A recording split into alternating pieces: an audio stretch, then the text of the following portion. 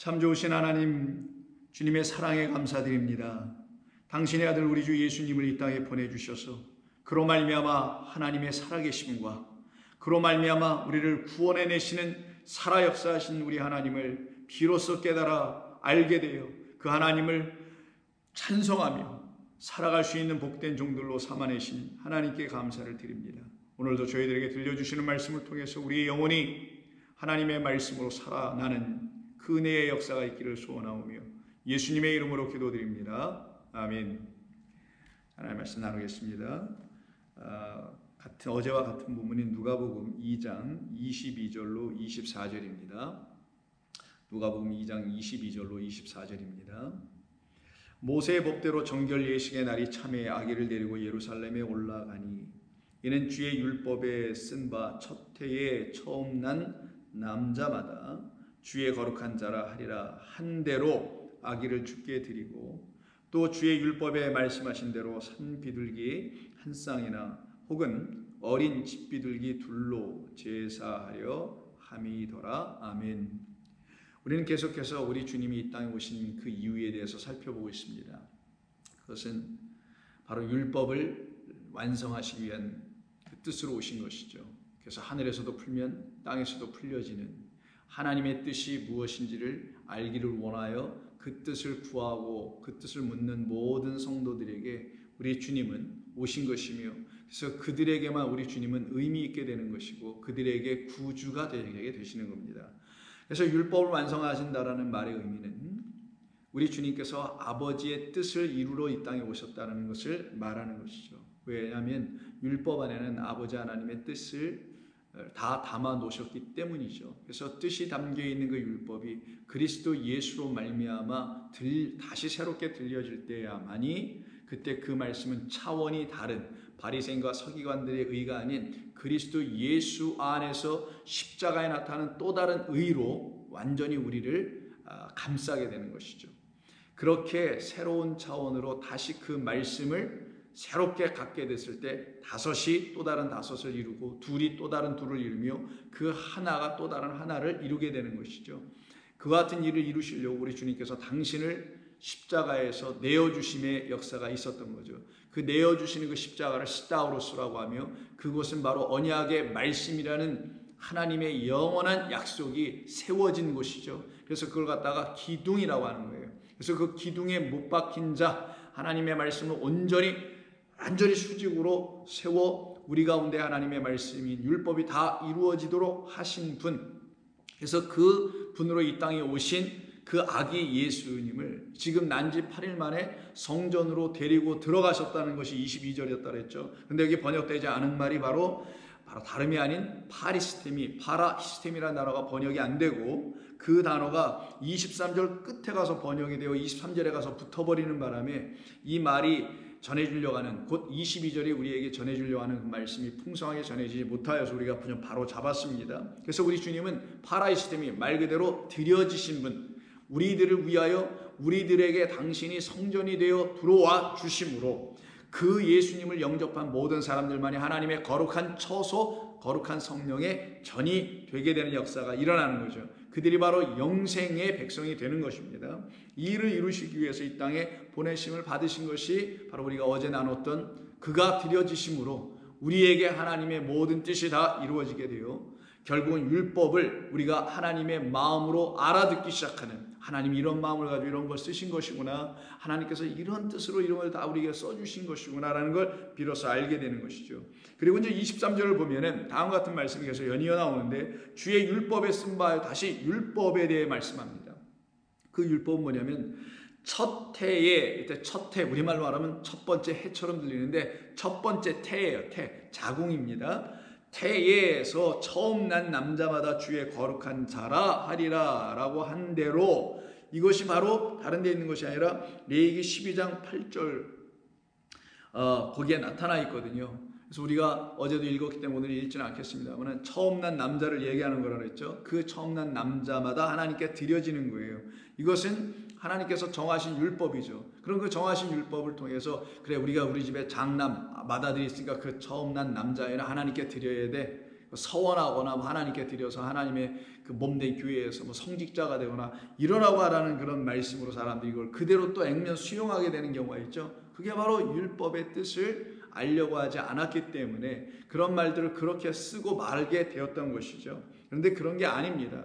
그런 게 아닌 거예요. 그래서 옛날에 우리 어머님들이 신앙생활 하실 때 그 마다들을 하나님께 드리니 이런 얘기들이 나오게 될 수밖에 없게 됐던 거예요. 그런데 그 마다들은 그리스도 예수님을 말씀하려고 했던 것이지 우리들을 말하려고 하는 게 아니에요. 1차적으로 하늘에서 오신 장자로 말미암아 우리가 하나님께 드려지게 되는 장자들이 되는 것을 설명하시고자 이 장자된 그 아들이 이제 드려지게 됩니다. 근데 우리말 본문에서는 지금 첫 해에 처음 난 남자마다 이렇게 되어 있는데요. 이때 우리가 첫 번째, 처음 이런 말이 우리말로 이제 번역이 되어 있잖아요. 두 개씩이나. 그래서 헬라어 원문에는 있지 않습니다. 헬라어 원문에는 그런 말이 있지 않고요. 그냥 뭐라고만 되어 있냐면 이렇게 되어 있어요. 태를 다시 한번 여러분들에게 본문 그대로 한번 이걸 설명해 드립니다. 번역해 드릴게요. 태를 자궁이에요. 어머니의 자궁 그 태를 연 남자 모든 남자는 이런 뜻입니다. 여러분 한번 써보세요. 그 태를 연 모든 남자 각 남자 이렇게 각각의 남자마다 이렇게 해도 좋고요. 그 태를 연 자궁을 연 남자는 모든 남자는 단수로 되어 있어요. 여기 주의 거룩한 자라고 되어 있는데 그게 아니라 주께 거룩한 자라 불릴 것이라. 주님에게는 하나님에게는 여호와께는 거룩한 자라 일컬음을 받게 될 것이라는 미래형으로 되어 있어요. 다시 합니다.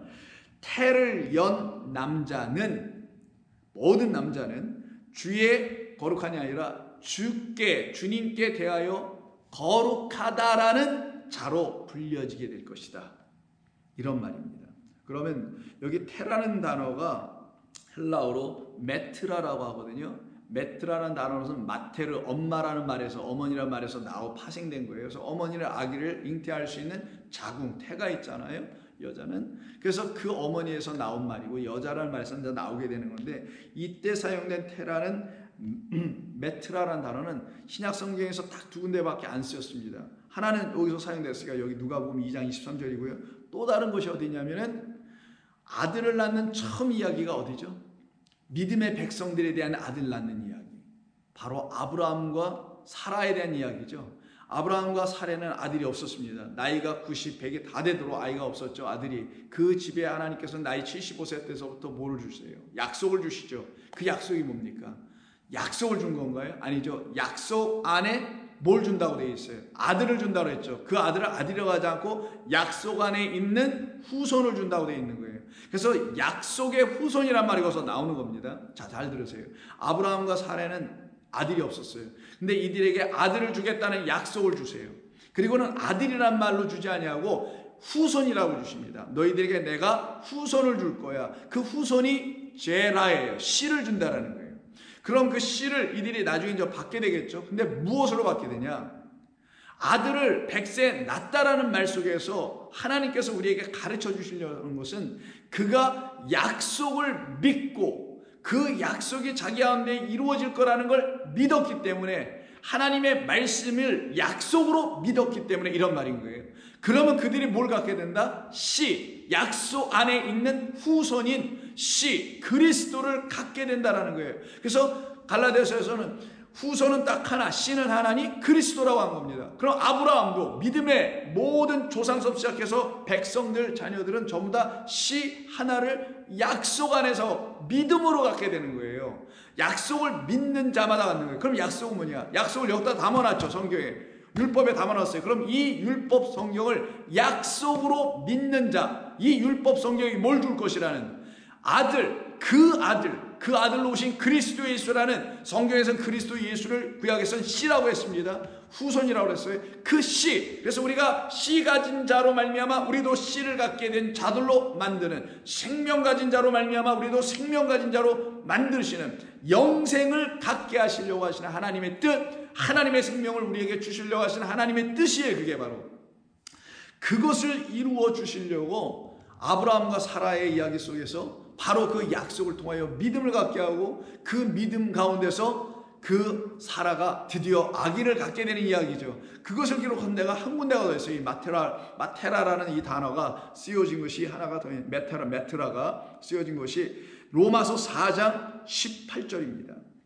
아브라함이 바랄 수 없는 중에 바라고 믿었으니 뭐 하나 붙들고, 약속하신 하나님의 말씀을 붙들고, 약속하신 하나님의 말씀, 이 말씀을 십계명으로 붙들고 명령으로 붙들지 않고 언약, 약속의 열 말씀으로 붙들고 있는 그런 아브라함, 그런 아브라함의 믿음의 후손이 여러분들, 믿음의 백성인 저와 여러분들은 똑같이 어떻게 되냐? 바랄 수 없는 중에도 믿게 돼요. 이는 내 후손이, 이게 제라 시예요. 스페르마니까 내 후손이 이가 되리라 하신 말씀대로 많은 민족의 조상이 되게 하려 하심이라. 그가 백산화되어 자기 몸이 죽은 것 같고 사라의 태가 죽은 것 같음을 알고도 믿음이 약하여지지 아니하고 믿음이 없어 하나님의 약속을 의심하지 않고 믿음으로 견고하여서 하나님께 영광을 돌렸더라. 약속하신 그것을 또한 능히 이루실 줄을 확신하였으니 그러므로 그것이 그에게 의로 여겨졌더라. 이걸 아브라함의 의라고 하는 거예요. 사라의 의라고 하는 겁니다. 그럼 여기서 계속해서 말씀하고 있는 게 뭐예요? 그 믿음으로 약속을 의심하지 않고 붙들고 있었다는 것이죠. 하나님의 이 약속의 말씀인 성경이 우리에게 씨라는 후손을 줄 거라는 걸 믿는 모든 사람들에게는 의심하지 않고 바랄 수 없는 중에도 기다리고 있는 거예요. 자기 몸은 다 죽어가고 사라의 모두 태도 죽은 것 같음을 알고도 믿어요. 그들에게 어떤 일이 벌어진다고요? 하나님께서 이 약속의 말씀 안에 약속해 놓으신 누구? 후손을 우리에게 주신다는 거예요. 그럼 이 약속의 말씀은 성경인 율법이 우리들에게 누굴 내준다고요? 그리스도라는 참 생명 씨를, 후손을, 그 아들을 우리에게 내어주시게 된다는 거예요. 그거를 뭐라고 하냐? 태가 열린다라고 하는 거예요. 근데 이 사라의 태, 육신의 태는 안 열리죠. 어떤 태가 열려야 되겠어요? 다른 차원의 어떤 태가 열려야 된다는 걸 말하는 거잖아요. 왜? 사라의 태가 죽은 것 같음을 알고도 내 태로, 내 안에서 나의 태로다가 내가 믿음의 후손으로, 약속의 후손인 그리스도를 낳는 게 아니고 그 씨를 갖는 게 아니라 다른 태가 열려야, 그래야만이 그곳에서 나에게 뭐가 들어와요? 뭐가 나와? 후손이 나와 나의 아들, 저분이 바로 나에게 주시기로 약속한 아들이구나, 생명의 말씀으로 이 땅에 오신 그리스도라는 아들이구나 라고 하여 그를 다른 태에서 열려서 내게 와 나에게 하나님의 아들, 약속의 후손으로 주시게 되는 걸 성경이 약속의 후손을 받는다라고 말하는 거예요. 아브라함과 이삭이 믿음이 좋아가지고 하나님께서 주신 아들을 낳았다라는 말이 아닙니다. 그래서 여기 그의 태는 죽은 것 같다는 이 태가 여기서 한 번 더 나와요. 바울은 사라의 태로 난 게 아니라고 말하는 거잖아요. 사라의 태로 나는 거냐, 이삭이나 낳는 거지, 사라의 태로 낳는 게 아닌 다른 태로, 다른 자궁에서 낳아야 되는데 그게 시내산의 그 어머니가 아닌 하늘의 자유자의 어머니라는 그 태에서 낳아야 되는 거예요. 그게 갈라디아서 3장의 말씀은 4장에서 말하는 거잖아요. 바로 그와 같이 이삭이라는 후손은 하늘의 자유자의 어머니라는 태에서 나오는 것이고, 하갈이라는 그 이 시내산의 자궁에서 그에게서 나오는 자는 이스마엘이 되는 거예요. 이게 바로 그냥 육신의 태에서 이 눈에 보이는 세상에서 낳는 것을 말하는 거나, 것이나 하늘의 자유자라는 말씀이라는 하나님 안에서 다시 난 자들, 그들을, 거기가 태인데 그 태에서 나온 자, 그가 바로 씨가 되는 거고 그가 바로 우리에게 그리스도가 되는 거예요. 그런데 이것을 그렇게 알지 못하고 있었던 이스라엘 백성들, 아브라함에게 그런 일이 일어났는데도 불구하고 그 아브라함의 후손이라고 너스레를 떨고 있는, 우리가 아브라함의 후손인데 누구에게 종된 적이 있었느냐라고 요한복음 8장에서도 그런 얘기하죠. 아니야, 너희들은 종되었었지, 진리가 너희를 자유케 해야 되는데 그러지 못하고 있잖아 지금. 이런 말씀을 하시면서 너희가 참으로 내 말에 거하면, 내 말 그 진리 안에 거하면 너희가 내 안에 있을 거야, 진리가 너희 안에 있을 거야, 이렇게 말씀하실 때 그때도 아브라함이라는 말을 쓰시거든요. 근데 그들은 그 아브라함을 모르고 그냥 민족적, 자기들의 혈통적 그 아브라함만 생각해가지고는 그 아브라함을 붙들고 지금도 살고 있잖아요. 성경이 그 아브라함을 말하는 게 아니거든요. 그래서 호세아 13장 13절에서 이런 얘기를 합니다. 해사라는 여인의 어려움이 그에게 임하리라. 그는 지혜 없는 자식이로다. 해산할 때가 되어도 그가 나오지 못하더라. 이런 말을 해요. 지혜 없는 자식이기 때문에 하나님의 지혜, 진리라는 지혜를, 하나님이라는 진리를 갖고 있지 못한 자식은 해산할 때가 돼도 나오질 못한다는 말이, 이건 비유죠. 뭘 설명하는 걸까요? 도대체 태가 무엇이길래 이런 얘기를 하는 이유가 뭘까요? 다른 데 있지 않습니다. 태는 하나님만이 열어주시는 어떤 것을 태라고 하는 거예요. 하나님이 열어주시지 않으면 거기서는 뭐가 나오잖아요? 태에서는 아들이, 생명이 나와야 되는데 생명이 나오질 않아요. 아들이 나오질 않아요. 하나님이 닫아놓으시고 하나님이 열으셔야 돼요. 때가 돼서 하나님이 열어주셔야만이 나오게 되는 아들, 지혜의 아들 그리스도가 나오게 되고 지식의 백성 여러분들이 나오게 되는 거예요. 근데 하나님이 닫아놓으시면 못 나오는 거죠. 그러면 그 태는 사람의 태가 아니어야 되겠죠. 근데 사람들이 이해하고 알 수 있는 태는 사람 여자 안에 있는, 어머니 안에 있는 태밖에 아는 게 없다 보니까 그 태를 갖고 그 여자들을 가지고 그 어머니들을 가지고 하나님께서 설명해 주십니다. 그래서 여러분 아시는 창세기 29장에 야곱에게 두 아내가 있었죠. 레아, 라헬입니다. 레아는 사랑받지 못했음에도 불구하고 아들을 톡톡톡 낳아요. 똑똑가비 같은 아들들을. 그게 뭔 말입니까? 하나님의 사랑도 모르고 아들 낳았다고 말한다는 걸 의미하는 거예요. 하나님의 사랑도 모르고 아들을 낳으면 그건 아들이 아니야. 하나님이 열어서 준 아들, 태를 열어서 준 아들이 아니라는 걸 말해주는 거예요. 사랑을 받은 레아가 아니라 라헬은 사랑받았음에도 태가 열리지 않아서 아들을 못 낳았잖아요. 근데 나중에 태를 열어서 낳게 해주시죠. 그런 이야기가 창세기 29장, 30장, 31장에 있는데 한번 보세요. 29장 31절 여호와께서 레아가 사랑받지 못함을 보시고 그의 태를 여셨으나 라헬은 자녀가 없었더라. 그럼 태가 열리지 않았다라는 거예요. 그러면 태를 여시는 분은 누구라고요? 하나님이 여신다고 되어 있어요. 잘 보세요. 여호와께서 태를 여셨으나 이렇게 되잖아요. 근데 라헬은 열어주지 않으셨다라는 거예요. 그럼 태는 누가 연다? 여호와 하나님이 여신다. 이거 중요한 겁니다. 태는 여호와 하나님이 열어주시는 거예요. 그러면 그 태는 사람 몸에 있는 이런 태가 아닌 거겠죠. 다른 차원의 태가 열려야 된다는 걸 말하는 거겠죠.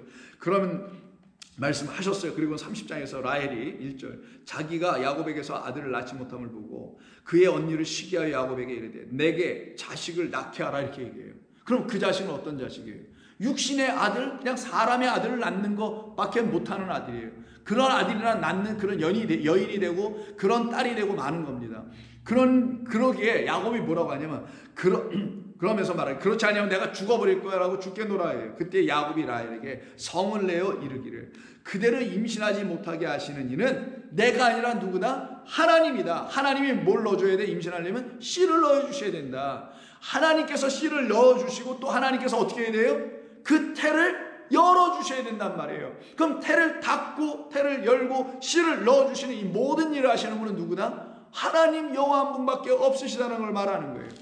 그리고는 하나님께서 같은 30장 22절에 보면 라헬을 불쌍히 여기셔서 그 태를 드디어 열어 아들을 낳게 하십니다. 하나님이 라헬을 생각하신지라 하나님이 그의 소원을 들으시고 그의 태를 여셨으므로 그럼 누가 열어요? 다시 하나님, 여호와 하나님이 태를 여는 거예요. 그럼 그 태는 어떤 태? 사람의 몸에 있는 태를 여신다고 하는 걸까요? 아니면 다른 태를 여시는 걸까요? 여러분의 아기를 낳는 어머니들이 하나님이 열어주셔서 아들이 나온 거라고 생각을 해야 되는 걸까요? 아니면 누구든지 아들을 낳을 수 있도록 하나님께 뭐 이렇게 만들어 놓으신 것이라고 여러분 이해해야 되는 게 맞는 걸까요?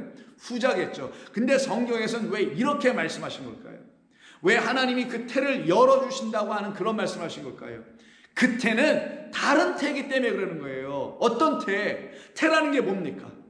자궁이죠. 자궁이 뭐예요? 그 안에 생명이 있는 거예요.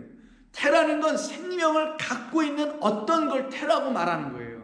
태라는 것은 생명을 갖고 있는 어떤 거예요. 그래서 생명을 갖고 있는 어떤 거라는 이 태가 레켐이라고 하는데 이 레켐이라는 태는 락함, 아브라함에서 아브라함으로 바꾸라고 하죠. 그래서 아브라함의 이름이 뭡니까? 함으로 바뀌어지면은 긍휼의 아버지라는 뜻이라 그랬죠. 긍휼의 하나님. 그래서 레켐이라는 태라는 단어가 락함에서 나오는데 이게 뭐냐면 to give compassion, have compassion. 그래서 긍휼을 갖다, 긍휼을 주다, 불쌍히 여기다 이런 의미를 갖고 있는 거예요. 이게 태의 본래적인 뜻입니다.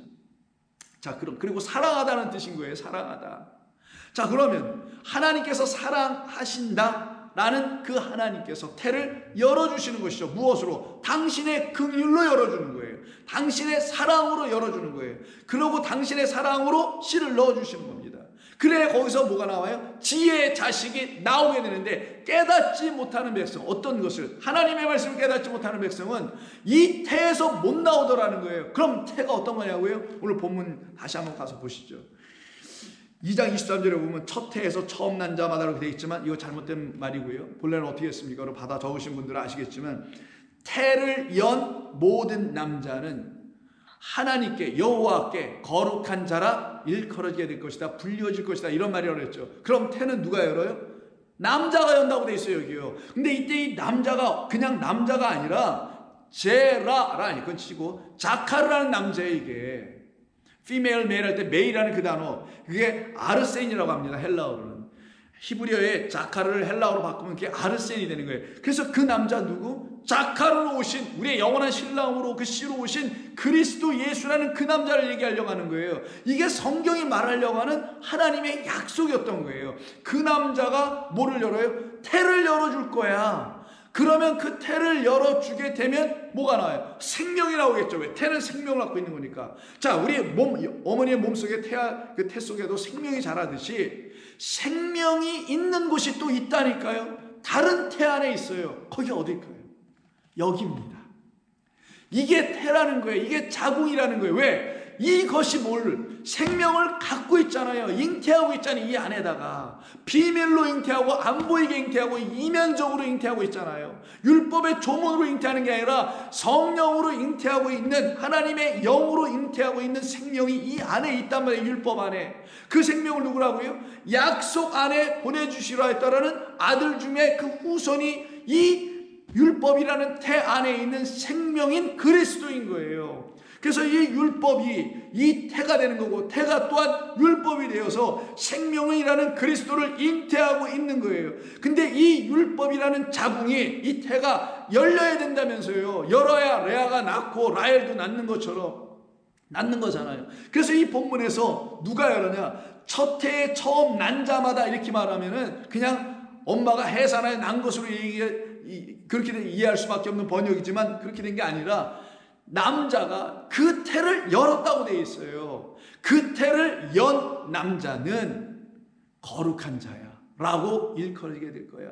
그게 그리스도 예수시고, 그가 뭘 그럼 열어주냐? 어떤 태를 열어주는 거냐? 그 남자 자카르가, 그 남자 아르센이 뭘 열어주냐? 그리스도가 오셔서 이 율법이라는 태, 이 자궁을 열어주신다라는 거예요. 그래서 우리 본문에는 열어준다는 말이 여기 없어요. 계속 연다라는 히브리어의 저기 본문에서는 아까 창세기 30장에서 볼 때 나왔지 않습니까? 연다, 파타라는 말이 나오죠. 오픈해준다. 근데 여기는 우리말에 아무리 말해도 열어준다는 말은 없고 뭐라고 되어 있냐면 23절에 처음 낳다라는 말로 이렇게 번역을 해놨더라고요. 이거 잘못 번역한 겁니다.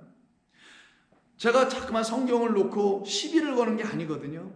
이 말씀을 진리로 알아들을 수 있도록 번역을 좀 해주셨으면 좋았을 텐데, 그러면 그걸 가지고 설교하는 설교자들이나 목회자들이나 뭐 전사님들이나 선교사님들, 이런 분들이 그 말을 진리를 접하게 돼요. 그 진리를 가지고 진리를 알아갈 수 있게 되는데 그러지를 못하게 되고, 일반 성도님들도 마찬가지 아니겠느냐고요. 자, 그럼 여기에 연다라는 말이 빠져있는데, 제가 아까 다시 번역할 때 넣었죠.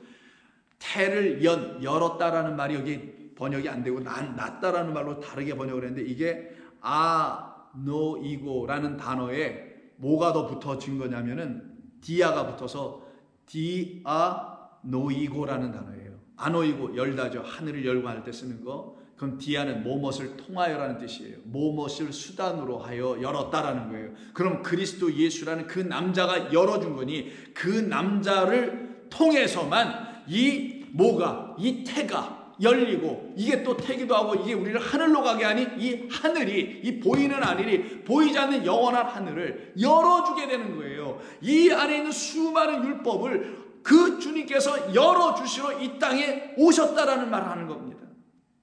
그럼 여러분 안에 놀라움이 생기지 않습니까? 감격이 생기잖아요. 감사함이 생기잖아요. 우리 주님이 그래서 오신 거구나.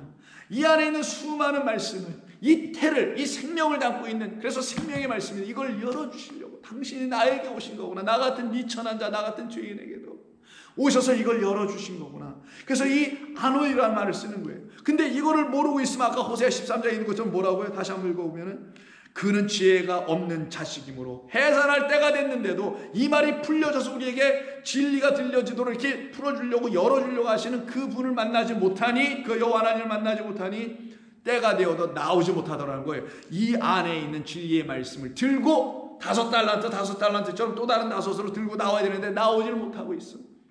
이게 당시 호세아 시대나 지금 시대나 이사야 시대나 똑같은 시대 속에서 헛되고 거짓된 말씀들을 가지고 망령되이 주님을 섬기는 사람들의 모습이라는 걸 지금 보여주고 있는 것입니다. 그래서 여기 디아노이고라는 단어를 썼다고 그랬죠. 이게 바로 주님으로 말미암아 주님을 통해서 그 태인 하나님의 말씀인 율법이 진리로 하늘로 열려져야 되는 거예요. 그걸 설명한 겁니다. 그래서 예수님께서 부활하신 이후에 그리스도라는 영으로 제자들에게 다시 찾아오시는 이야기가 엠마오로 내려가는 두 제자의 이야기인 같은 누가복음 24장에 나오죠. 그때 31절 보시면 그들에게 또 떡을 주시고, 30절 음식 잡수에서 떡을 가져서 축사하시고 떼어 그들에게 주십니다. 어제 우리가 말씀을 나눴던 5병이와 7병이었대. 그 떡을 차원이 다른 것으로 그들에게 주시죠. 그래서 그들이 그걸 받아먹고 넉넉하게 풍족하게 남겨내죠. 이건 이런 거였군요. 이렇게 남겨내고, 이건 이런 거였군요. 남겨내서 이 뜻과 이 뜻을 함께 맞춰보니 딱 맞아 떨어져 나가는 그 놀라운 일이 벌어지는 게 우리 주님께서 우리를 위해서 당신이 떡으로 드려주심으로 이 땅에 오셨다는 걸 우리가 나눴잖아요. 그래서 똑같이 진짜 다시 한번 오병이어를 하시는 거예요. 여기서 다시 당신을 주시는 겁니다. 그게 30절. 떼어 그들에게 주시니 그들이 어떻게 돼요? 눈이 드디어 열려져요. 눈이 밝아져서 그인 줄 알아보더니 예수는 그들에게 더 이상 보이지 않으더라. 그들이 전에 봤던 예수가 아니라, 예전에 그들이 며칠 전까지만 함께 동거동락했던 그 육신의 예수가 아니라, 그 예수는 사라져버리고 오직 그들의 눈이 밝아져 그분이었거라 해서 그인 줄을 알아보기 시작하더라. 이때 열린 게 뭐라고요? 그들의 눈들이 여기 밝아졌다고 되어 있는데 이 단어가 디아노이고예요. 이게 바로 열었다라는 거예요. 그들의 눈들이 열려졌다라는 거예요. 누구에 의해서?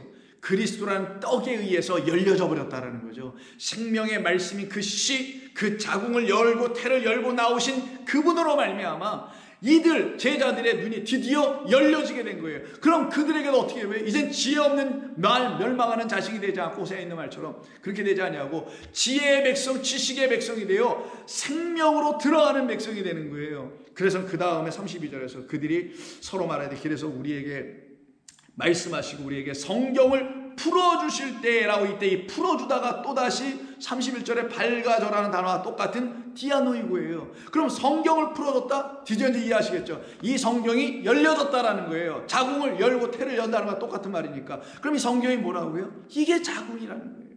이게 태라는 거예요. 우리를 뭘로? 진리의 아들들로 다시 낳게 해주는 태입니다. 우리는 이 안으로 들어가서 이 말씀 안에서 다시 어떻게 이 태 속에서 지어져야 되는 거예요. 누구로? 그리스도 예수라는 우리의 눈을 여시고 귀를 여시고 우리의 마음을 열어주시는, 그래서 깨닫게 해주시는 그리스도로 말미암아 이 성경 율법이 풀려지는 걸 태가 열린다. 그때 그들은 약속을 믿고 붙들고 있었기 때문에, 그리고 기도하고 기다리고 있었기 때문에 그들에게 열려지는 역사가 일어나는 거예요. 그래서는 주실 때, 성경을 열어주실 때에 우리의 마음속에, 우리 속에서 마음이 뜨겁지 아니하였던가 하고 드디어 떡대심으로 말미암는 역사가 일어나죠. 그리고는 44절에서 또 이르시되 내가 너희와 함께 있을 때 너희에게 말한 바 곧 모세의 율법과 선지자의 글과 시편의 나를 가리켜. 그럼 이 모든 게 누구를 잉태하고 있었다고요? 이 모든 말씀이 그리스도라는 예수를, 그 영을 잉태하고 있었다는 거예요. 이건 육인데, 문자인데 보이지 않는 영을, 그리스도를, 생명의 말씀을 잉태하고 있었다는 걸 말하는 거예요. 그래서 나를 가리켜, 육신의 예수를 가리킨 게 아니라 진리의 영의 말씀을 잉태하고 있는 성경이 바로 율법이고 하나님의 말씀이었다라는 거죠. 그래서 나를 가리켜 기록된 모든 것이 이루어져야 하리라, 완전하게 되어야 한다는 거예요. 한 말이 이것이라 하시고 이들이 이에 그들의 마음을 열어, 이 마음을 열어서 성경을 깨닫게 하시고, 이때 마음을 열다, 이게 또 여긴 열다라고 했네. 어디는 밝아졌다고, 어디는 뭐 풀어졌다고 해주고, 어디는 또 열어졌다는데 이게 바로 열어주는 거예요. 이건 제대로 번역을 했네요. 여는 겁니다. 성경도 열고 하나님의 말씀 열고 여러분에게 펴서 여는 게 아니라 주님께서 이 말씀을 율법을 열어서 그 자궁을 여는 것처럼 그 남자가 열고 나왔다고 하잖아요. 수동적으로 하는 게 아니라 그가 밀고 나왔다는 것처럼 열고 나오는 것처럼 이 말씀을 오신 그리스도께서 그들의 마음을 열어버려줘요. 그 막힌 태를 열어서 마치 라헬이 두 아들 요셉과 베냐민을 낳는 것처럼 열어 성경을 드디어 깨닫게 하시더라. 그럼 지혜 없는 백성이 아니라 참된 지혜인 그리스도를 아는 그 비밀로 오신 천국의 비밀로 오신 그리스도를 깨달아 알게 되는 사람들로 바뀌어지게 되죠. 그래서 이때 열다라는 이 아노이고가 바로 계시록 5장에서 이렇게 쓰여지는 거예요. 5장 2절 또 봄에 힘 있는 천사가 큰 음성으로 외쳐 이르기를 누가 그 두루마리가 성경 스크롤 옛날 말았으니까 지금 집 같은 책이 아니니까 그 성경이란 책을 이 말씀이라는 율법을 이걸 두루마리라고 하는 거예요. 펴며 이때 펴다가 열어준다는 거예요. 이게 아노이고예요. 펴며 누가 펴며 누구를 통하여 펴져야 되죠. 그 누구예요? 누구라는 말의 의미가 디아라 그랬죠. 뭐뭇을 통하여 뭐뭇을 수단으로 누가 디아노이고 해줄 것이냐, 누가 이걸 디아노이고 해줄 것이냐, 누가 이걸 풀어줄 것이냐, 그 인을 떼기에 합당하냐 하니. 그래서 7인이 띄어져야만 된다는 걸 말하는 거죠. 하나님의 말씀 이 율법이 그리스도라는 7영으로 말미암아 풀려지고 열려지지 아니하면 이건 결단코 열려지지 않아서 해산하지 못하여, 우리가 여기서 해산되어 나오지 못하여 여전히 이 안에 갇혀있게 돼서 아들 난 자 못되고 그리스도를 잉태한 자 못되고 그를 영접한 자 못된 상태로 살아간다는 걸 말하는 거예요. 하늘 위에나 땅 위에나 땅 아래나 능히 이 두루마리를 펴거나 똑같은 아노이고예요. 보거나 할 자가 없더라. 그 두 마리를 펴거나 다시 아노이고 보거나 하기로 합당한 자가 보이지 아니하기로 내가 크게 울었더니 장로 중 한 사람이 내게 말하되 울지 말라. 유대 지파의 사자 다윗의 뿌리가 이겼으니 그 두루마리와 그 7인을 그가 떼시리라. 여기 뗀다고 되어 있는데 이거 아노이고입니다. 떼는 거 아니에요. 떼는 걸 또 위에다 떼기에는 루어가 있는데 여기는 떼는 게 아니라 열어주는 거, 펴주는 거예요. 인을 펴주실 것이다. 그러니까 인은 7인으로 봉함되어 있는 그 두루마리나 하나님의 말씀이라는 율법은 그 그리스도께서 오셔서 열어주셔야만 해요. 자궁을 열고 태를 열고 나와주셔야만이. 그래서 그가 이 율법 안에서 말씀에서 성경에서 우리에게 밖으로 나와서 나다 라고 이렇게 얘기해 주실 때 이게 바로 나다, 이 말씀이 바로 나다, 이 말씀이 이런 뜻이다, 저 말씀은 저런 뜻이다 라고 하여 이렇게 나와주시는 열어주심의 역사가 일어나야만이 우리는 하나님의 온전한 영을 갖게 되는 거예요. 바로 그렇게 죽임당으로 오신 그리스도께서 이것을 열어주심으로 말미암아 우린 드디어 그 아들을 가질 수 있는 자가 되는 겁니다. 그게 바로 약속으로 그 아들을 이삭이 자유자의 어머니로 말미암아 갖게 되는 거예요. 그래서 하늘의 자유자라는 그 어머니는 하나님의 말씀이라는 태를 말하는, 그 태를 갖고 있는 그 하나님을 말하는 거고 그 여자를 말하는 거예요.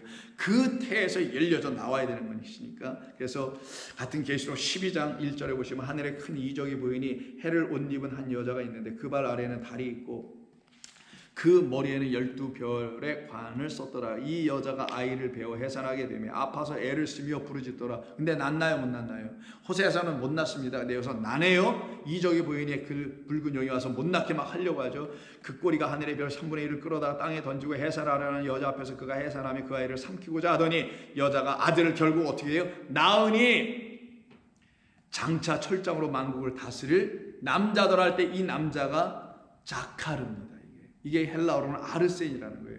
그럼 여자의 우리 한 사람 한 사람, 여자의 교회가 그 아들을 갖게 됐다라는 거예요. 드디어 생명의 말씀을 담고 있는 율법을 통해서 율법을 읽다 보니 이 율법이라는 성경이 그리스도라는 아들을 나에게 내어줘. 열고 이렇게 나와서 그 아들을 내가 어떻게 그럼 갖게 되는 거예요. 그거를 지금 아들 난 것으로 지금 말씀하고 있는 겁니다.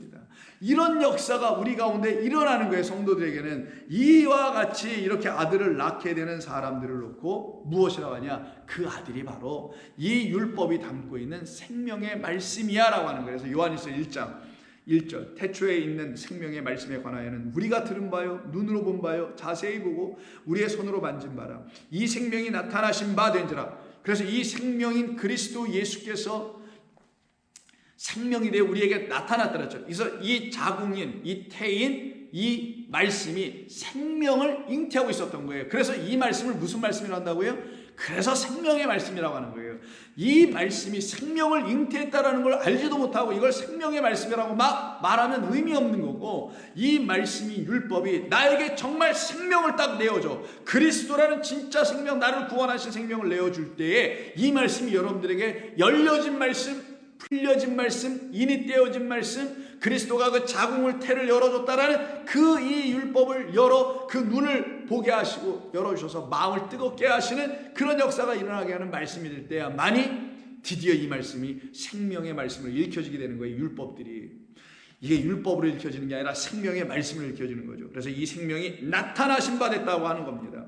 이 영원한 생명을 우리가 보았고 이 율법을 통해서 보았고 증언하여 너희에게 전하노니 이는 아버지와 함께 계시다가 우리에게 나타내신 바 된 이 시인이라 라고 말씀을 명확하게 해주죠. 바로 이런 역사가 일어나야 우리 가운데 어떻게 해요? 열림의 역사가 일어나는 거예요. 그래서 이렇게 하나님의 말씀을 갖고 듣고 보고 만지고 생명의 말씀을 갖게 된 모든 사람들에게 드디어 확 열리게 되는 겁니다.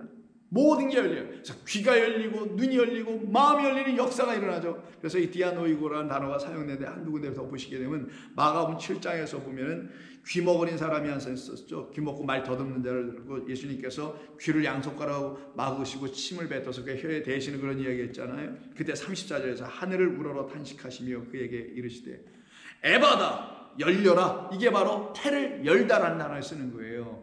에바 열려라.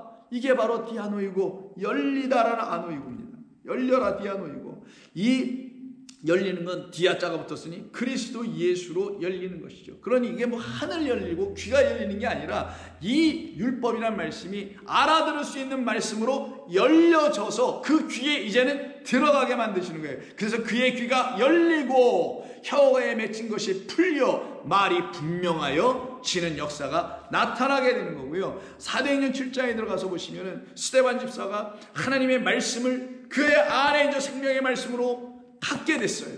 그 아들이 오셔서 그 율법을 풀어 그에게 보여주시니 그 율법의 모든 말씀이 생명의 말씀으로 깨달아 알게 돼서 그걸 갖게 됐습니다. 그런 그 사람이 주의 말씀을 선포하다가 돌에 맞아 죽게 됩니다. 그때 어떤 일이 그에게 벌어지냐? 55절 스데반이 성령이 충만하여 하늘을 우러러 주목하여 하나님의 영광과 및 예수께서 하나님 우편에 서신 것을 보고 말하되 보라 하늘이 열렸다.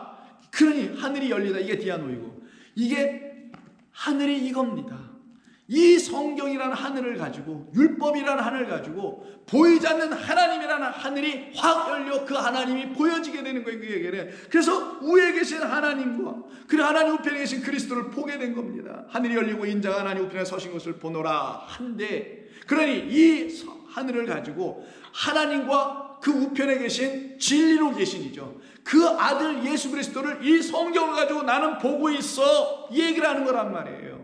그랬더니 이들이 그걸 알지도 못하고 그런 말로 깨닫지 못하니까 저가 하나님을 모독한다 하여 옷을 벗고 돌로 결국 쳐서 죽이죠. 그래서 무지한 자가 사망 가운데 던져지는 거, 살인하고는 결국은 이런 일이 벌어지게 됩니다. 그것뿐만이 아니라 사도행전 16장에도 보시면 바울이 복음을 전도하러 그 빌립보 지역에 갔을 때 거기서 자주 옥감 장사인 루디아를 만나게 되죠. 두아디라 지역에서. 그 이야기가 14절에 있어. 사도행전 16장 14절. 두아디라시아에 있는 자색 옥감 장사로서 하나님을 섬기는 루디아라 하는 한 여자가 말을 듣고 있을 때, 누구의 말? 이 바울의 말을 듣고 있어요. 가서 복음을 전하고 있을 때 주께서 그 마음을 열어, 오늘 본문에서 그 남자가 그 태를 열어. 그러면 열어진 그 남자는 주님께, 여호와께 거룩한 자라 일컬음을 받게 되는 것이고, 이렇게 마음이 열려 하나님의 말씀을 알게 된, 생명으로 취하게 된 성도들 또한 하나님께 거룩한 자, 깨끗한 자가 되게 되는 거예요. 하기오스가 되는 거니까. 마음을 열어 디아노이고 해서 바울의 말을 따르게 한지라. 그와 그 집이 다 세례를 받고 우리에게 청하여 이르되 만일 나는 주 믿는 자로 알거든 내 집에 들어와서 유하라 하고 강권하여 머물게 하더라 라는 역사가 일어나게 됩니다. 그러니 결국은 율법을 완성을 하오신 우리 주님께서는 율법에 있는 모든 뜻을 당신이 어떻게 해요? 그 태를, 율법이라는 태를 열어주심으로 그 안에 있는 수많은 율법들, 여러분이 알고 계신 무슨 안식일이니 무슨 절기, 오순절이니 뭐 장막절이니 등등의 모든 절기, 제사 종류도 얼마나 많아요. 그런 모든 것들이 어떻게 해요? 다 그리스도로 말미암아 안오이고 열려 풀려져서 이제는 일곱 영의 말씀, 하나님의 진리의 영으로 완전히 다 다시 하나님의 말씀을 깨달아 갖기 시작하게 되는 거예요. 그럼 그때 그들에게 있어서 이 열려진 이 율법은 어떻게 됩니까? 그 소임을 다하고 자기들에게서 떠나가는 역사가 일어나는 거예요. 자기들에게서 하나하나씩 풀려져서 떠나가는 거, 이걸 탕감받고 용서받고 떠나가는 걸로 아피엠이라고 쓴다고 했죠. 그래서 골로새서 2장 16절에 보면 그러므로 먹고 마시는 것과 절기나 초하루나 안식일을 이유로 누구든지 너희를 비판하지 못하게 하라. 이것들은 장래의 그림자이나 몸은 그리스도의 것이니라. 아니, 여기 아무리 읽어봐도 이게 갑자기 몸이 왜 나오나 하는 그런 의아심이 생기게 되죠. 그러면 그 앞에 있는 16절에 있는 것은 무엇을 말하며 17절에 왜 또 몸을 갑자기 얘기한 것인가? 바울이 지금 말하는 건 이런 거예요.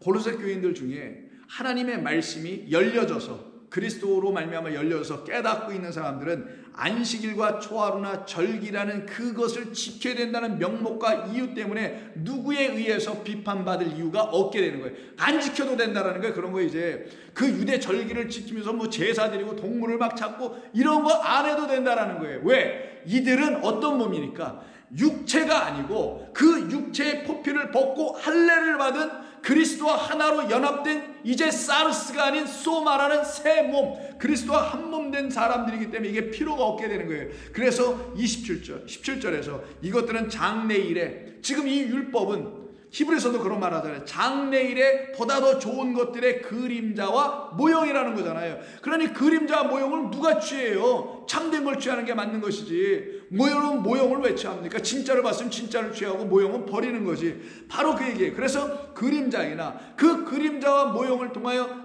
본래 원형과 그 그림자를 이루게 냈던 그 참된 빛을 딱 만나면 그 누구로? 세상의 빛이요 온전한 하나님의 아들로 오신 그리스도와 연합하게 되는 일이 벌어지면 몸은 그리스도의 것이니라. 너희의 몸은 그리스도의 것이니 그런 걸로 인해서 염려하지 말고 그걸 지켰니 못 지켰니 이런 걸로 너희들이 이제는 시달릴 필요가 없지라고 지금 말하는 거예요. 그래서 2장 11절 같은 2장 11절에 이런 말을 앞서서 해놓은 겁니다. 또 그 안에서 예수 그리스도 안에서 너희가 손으로 하지 아니한 할례를 받았으니 곧 육의 몸을 벗어버리고 이제는 그리스도와 하나 된 하나의 몸으로 갖게 된 그리스도의 할례를 너희가 받게 되었다는 말을 쓰게 된 것입니다. 이런 일이 벌어지게 되니 이들에게는 하나님의 참된 역사가 나타나지 아니할 수가 없게 되는 거 아니겠냐고요. 이것이 바로 주님이 하시는 일인 거예요. 근데 이 일이 뭔지를 알지 못하게 되면 그냥 헛되게만 살아가고 말게 되는 거죠. 그래서 3장 15절에서 그리스도의 평강이 너희의 마음을 주장하게 하라. 너희는 평강을 위하여 한 몸으로 부르심을 받았으니 그리스도와 하나 된 몸으로 부르심을 받았다라는 거예요. 우리 모두가 같이 하나 된 몸이라는 게 아니라 같은 성령, 같은 그리스도 예수 안에 있다라는 거죠. 그래서 그런 새로운 몸이 되어 있는 너희로 부르심을 받았나니 너희는 또한 감사하는 자가 되라. 그리스도의 말씀이 너희 속에 이제 풍성히 거하여 모든 지혜와 피차 가르치며 지혜로 피차 가르치며 권면하며 시와 찬송과 신령한 노래를 부르며 감사하는 마음으로 하나님께 찬양을 하고 무엇을 하든지 말에나 일에나 다 주 예수의 이름으로 하고 그를 힘입어 하나님께 감사하라. 그렇죠. 이 말씀이 우리 속에 이제 풍성해지죠. 다 풀려져가지고 이 수많은 말들이 꽉꽉꽉 씌워져 차고도 넘쳐나는 넉넉하게 풍족하게 페리스 슈어하게 되는 차원이 다른 말씀으로 갖게 되니 시와 찬송과 신령한 노래와 감사의 마음으로 충만해서 하나님을 찬양하게 되는 거예요. 그래서 예수 믿는 사람들은 억지로 무슨 찬송 부르고 이러는 게 아니라 그럼 이들에게서 절기와 안식일 이런 것은 다 떠나가게 되죠. 누구로? 그리스도 예수 안에서 다 이 율법이라는 태가 풀려져서 이 태가 풀려질 때 그 안에서 뭐가 나와요? 그리스도는 생명이 말씀이 영이 우리들 가운데 부어지는 역사가 나타나게 되는 거예요. 그래서 그들은 깨끗하여지고 그들은 온전해지게 되는 겁니다. 그래서 그 태를 연 자들 그 남자는 뭐라고요? 하나님께 여호와께 거룩한 자라 불리어질 것이다 이렇게 했었다 그랬죠. 오늘 본문이 바로 그런 일이 벌어지는 거예요. 그래서 깨끗하여진다 그 말은 곧 오늘 본문에서 말하는 정결의식에서 말하는 정결이라는 단어에서 사용된 카타리오스라는 단어입니다. 그럼 정결의식을 하기 위해서 마리아가 지금 어떻게 해요? 산비둘기 식비둘기 2개 드리고 가잖아요. 그거 뭐 하는 겁니까? 율법을 이루기 위해서라는 거죠. 율법의 이름에 정결이라는 게 뭡니까? 그냥 피 흘렸으니 뭐 정결하게 되어 있어요.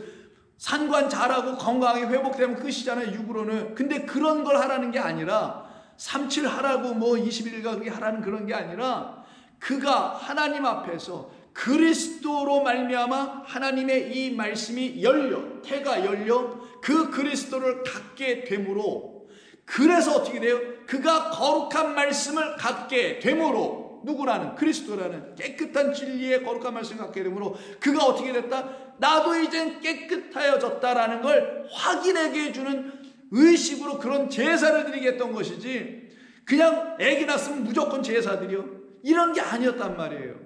그래서 요한복음 15장 3절 15장 2절에서 물은 내게 붙어 있어 열매를 맺지 아니하는 가지는 아버지께서 그것을 제거해 버리시고 물에 열매를 맺는 가지는 더 열매를 맺게 하려 하여 그것을 깨끗하게 하신다. 그때 깨끗하게 하신다는 말이 나와요. 그 열매는 그 아들 장자로 새 열매 맺는 겁니다. 근데 이 열매를 깨끗하게 하신다네. 그럼 우리가 하늘의 장자 되면은 우리가 어떻게 돼요? 깨끗하게 된다라는 걸 말하는 거예요. 그래서 너희는 내가 일러준 말로 이미 카타리오스 정결하게 된 거야. 이 하나님의 말씀이 율법이 풀려지면 이 말씀이 왜 우리에게 그렇게 정결의식을 하게 하는지를 깨달아 알게 되면 그리스도께서 그 자궁을 열어주시게 되면 이 태라는 생명을 담고 있는 말씀을 열어주시게 되면 우리가 어떻게 돼요? 당신이 일러준 말이 아니라 랄레오 진리로 말해준 그 홀로고스라는 진리를 담은 말씀이 우리를 깨끗하게 하는 것이다. 이게 바로 그리스도로 말미암아 그 그리스도를 주께 성전이란 나의 안에 우리가 성전 될 거니까 드려지니 영접한다는 거예요. 우리 안에 드려지니 영접하니 우리가 그로 말미암아 깨끗하게 되는 거예요. 그래서 같은 요한복음 다음 장인 16장에서 20절에 이런 말씀하는 거예요. 내가 진실로 진실로 너희에게 이르노니 너희는 곡하고 애통하겠으나 세상은 기뻐하리라. 그러나 너희는 근심하겠으나 너희 근심이 또한 나중에는 기쁨이 되리라. 여자가 해산하게 되면 그때가 이르렀으므로 근심하나 아기를 낳으면 세상에 사람 난 기쁨으로 말미암아 그 고통을 다시 기억하지 아니하느니라. 이 말씀을 쓰시네요. 이게 비유겠죠. 여자가 해산하게 되면 그럼 뭐예요? 여자인 우리가 이 말씀을 들고 이 말씀이란 태 안에 담겨있는 누구를 낳으면 아기를 그 철장을 들고 있는 그리스도를 생명의 말씀을 갖고 낳게 되면 낳는다는 걸 갖게 된다는 거예요. 그러면 세상에서 어머니들이 아들을 낳고 자식을 낳을 때 딸들 할 때 그 기쁨이 있는 그것으로 비유하여 뭐라고 하시냐 너희가 이 안에서 아들을 낳게 되면 이 태에서 태가 열려서 생명의 아들인 그리스도를 낳게 되고 갖게 되면 너희는 이거보다 더 기쁨은 없지. 아멘. 여러분 저는 이거보다 더 기쁜 일은 없습니다. 이 안에서 하나님의 말씀이라는 그리스도를 발견할 때마다 하나님의 말씀이 내게 생명이 되는 그 자궁을 열어주시는 그리스도를 만날 때마다 이 율법을 열어주어 풀어주시는 그 인대 주시는 그 그리스도를 만날 때마다 기쁨이 넘칩니다. 그러면 이 땅에서 우리가 경험했던 율법을 가지고도 깨닫지 못했던 고통스럽고 힘들었던 그 모든 것을 다 잊어버리게 되고 이 세상에 살아가면서 내 뜻과 내 생각이 안 되어서 힘들고 어려웠던 그런 모든 뒤죽박죽거렸던 것들도 다 떠나가고 그 고통이 사라지는 오직 거룩한 주님으로 말미암아 생명의 말씀이 내 안에서 살아 역사하는 이 놀라운 일로 인해서 우리는 구원받고 살아나는 역사가 일어나게 됩니다. 여러분 이것이 바로 우리 주님께서 이 땅에 오신 겁니다. 그래서 이 땅에 오셔서는 우리를 어떻게 해요? 당신의 것으로 만들어 하나님께 드려주시려고 당신을 먼저 내어주셔서 하늘을 곧 이 태를 이 성경을 열어 풀어 우리의 눈을 열어 풀어 보게 하셔서는 우리로 하여금 하늘의 거룩한 장자 그 거룩한 자라고 일컬을 받는 자들로 다 만들어 세우시는 이 율법을 사랑으로 완성하신 분이 우리 주님이십니다. 이런 주님 외에 어떤 존재가 저에게 주가 되고 그리스도가 되고 하나님이 되실 수 있는가? 저에게는 이분 외에는 없기 때문에 제가 예수를 믿는 겁니다. 여러분은 어떠십니까?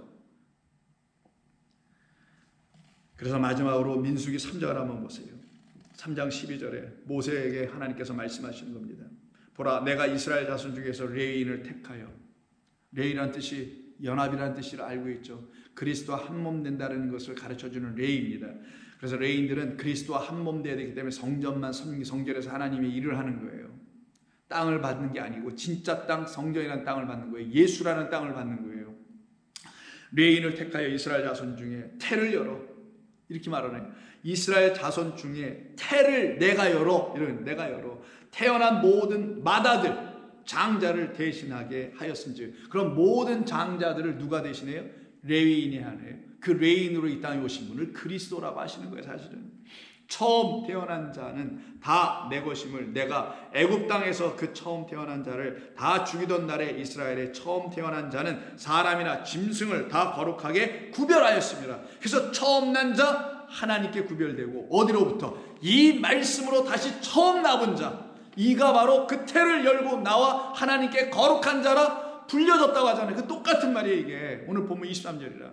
그래서 우리에게도 똑같이 하나님의 말씀, 이 말씀이 그리스도 예수로 말미암아 풀려져 가지고는 눈이 열려서 엠마우스 제자들처럼 드디어 깨달아 마음이 뜨겁고 기뻐지는 역사가 일어나게 되면은 우리가 어떤 사람이 되냐? 하나님의 장자 마다들, 그 레위인이 돼버리는 거예요. 레위인은 하나님의 성전에서 일하는, 하나님을 섬기는 왕 같은 제사장이요 라고 하는 백성과 소유되는 겁니다.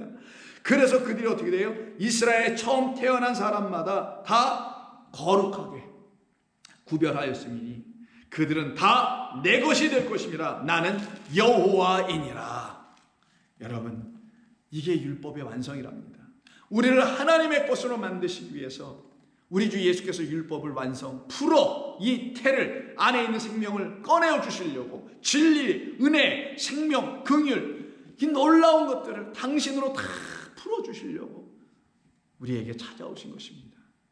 이 주님 외에 저의 영혼을 만족시킬 수 있는 그 어떠한 존재를 저는 만나보지 못했기에 저는 타 종교에서 무슨 말을 하든 저는 관심이 없어요.